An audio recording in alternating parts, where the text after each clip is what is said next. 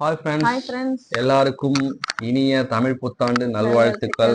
நம்ம சேனலை ஆதரிக்கும் எல்லா நண்பர்களுக்கும் நம்ம ஃபாலோவர்ஸ் சப்ஸ்கிரைபர்ஸ் எல்லாருக்குமே எல்லாருக்கும் தமிழ் ரொம்ப புத்தாண்டு காலத்துக்கு நல்வாழ்த்துக்கள். என்னடா இப்ப வீடியோ போறாங்களேன்னு பாப்பீங்க. காலைல இருந்து ஒரே ஒர்க் பிஸியா இருந்தோமா, அதனால இப்பதான் எடுக்கிறதுக்கு கொஞ்சம் டைம் ஒர்க் கிடைச்சு. பிஸி. என்னப்பா சும்மா இருந்தாங்க.